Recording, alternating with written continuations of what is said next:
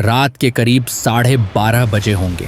बाहर ठंडी हवा चल रही थी और पूरा कस्बा नींद में डूबा हुआ था। नेहा खिड़की के पास बैठी थी, पुराने मोबाइल को हाथ में लेकर।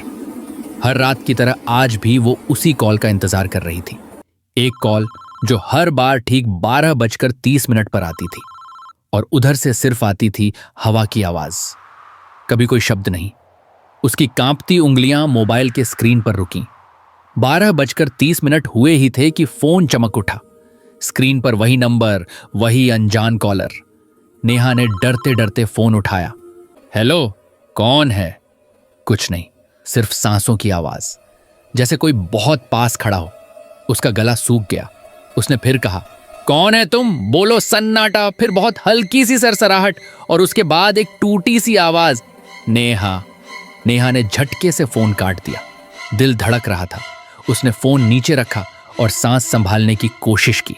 फिर उसकी नजर टेबल पर रखी माया की पुरानी फोटो पर पड़ी।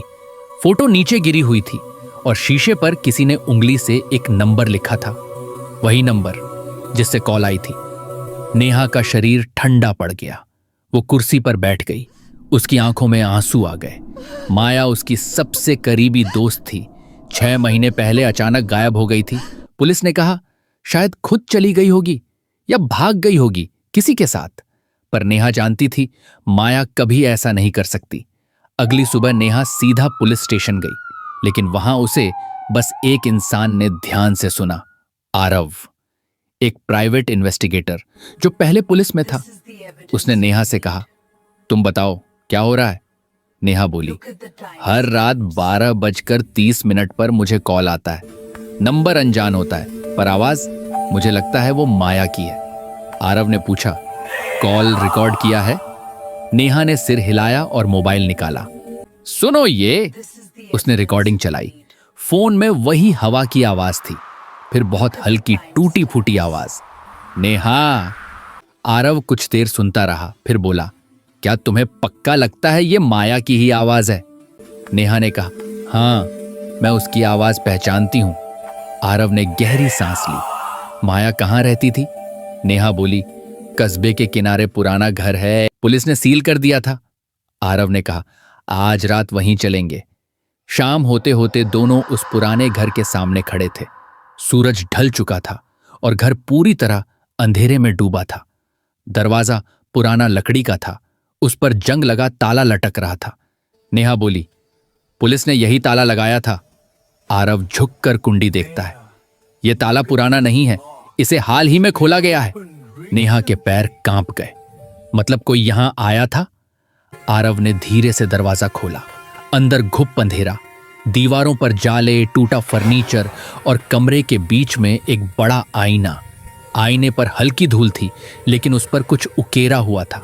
2 शब्द, मुझे देखो। नेहा पीछे हट गई। माया इस आईने से बहुत डरती थी। उसने कहा था, अगर कभी मैं गुम हो जाऊं तो इस आईने में मत देखना। आरव धीरे धीरे आगे बढ़ा। अगर कुछ सुराग है तो यही मिलेगा। उसने रुमाल से आईना साफ किया। आईने में दोनों की परछाइयां दिखीं, लेकिन तभी आरव ने देखा वहां सिर्फ एक परछाई थी, उसकी खुद की, नेहा की नहीं। वो पलटकर बोला, नेहा। नेहा पीछे खड़ी थी, पर आईने में गायब थी। नेहा ने कांपते हुए कहा, क्या दिख रहा है? आरव बोला, कुछ नहीं, तुम्हारा अक्स नहीं दिख रहा। नेहा की आंखें चौड़ी हो गईं। माया भी यही कहती थी। उसके बाद वो रुक गई। अचानक पीछे से फोन की घंटी बजी। नेहा ने देखा पुराना फोन आईने के पीछे पड़ा था। वो वही मॉडल था जो माया के पास था। उसने फोन उठाया। स्क्रीन पर लिखा था, इनकमिंग कॉल अननोन। नेहा ने कांपते हुए रिसीव बटन दबाया। उधर से आवाज आई, नेहा, पीछे मत मुड़ना। नेहा का शरीर सख्त हो गया। आरव ने कहा, क्या बोली वो? नेहा बोली, उसने कहा, पीछे मत मुड़ना। आरव ने टॉर्च ऑन की और पीछे देखा, पर वहां कोई नहीं था।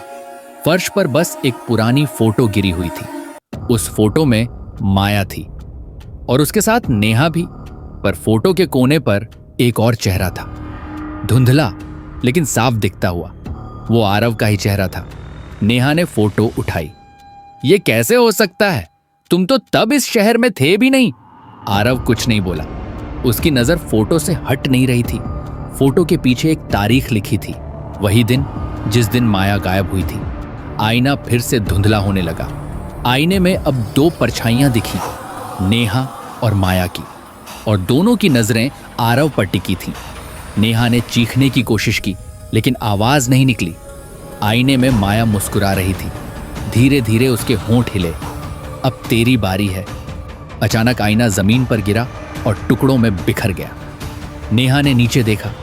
आईने के एक टुकड़े में उसकी अपनी परछाई थी, पर उसकी आंखें अब उसकी नहीं थीं, वो माया की थीं। आरव ठिठक कर खड़ा रह गया। आईना फर्श पर टूट चुका था और हवा जैसे अचानक रुक गई थी। नेहा की आंखें अब भी टुकड़ों को घूर रही थीं। आरव ने झुककर एक टुकड़ा उठाया। उसमें नेहा का चेहरा नहीं था, वहां सिर्फ माया दिख रही थी। उसने फौरन टुकड़ा नीचे रख दिया। नेहा, हमें यहां से निकलना होगा, उसने कहा। नेहा चुप रही। उसकी सांसें अनियमित हो चुकी थीं। आरव ने उसका कंधा पकड़ा। सुनो, तुम ठीक हो? नेहा ने धीमे से कहा। वो देख रही है, आईने के अंदर से। आरव ने चारों तरफ नजर दौड़ाई। कमरा खाली था, मगर दीवार पर एक हल्का सा धब्बा उभर आया था, जैसे किसी ने अंदर से हाथ मारा हो। आरव ने जेब से अपना छोटा कैमरा निकाला और उस निशान की फोटो खींच ली। नेहा अब भी धीरे धीरे पीछे हट रही थी। मैंने कहा था ना, इस जगह में क्या था। आखिर कौन थी माया? क्या चाहती थी नेहा से? और आरव का क्या था कनेक्शन? क्यों पड़ी थी नेहा के पीछे? जानने के लिए हमारे चैनल को सब्सक्राइब करें, क्योंकि जल्द ही अगला पार्ट आने वाला है।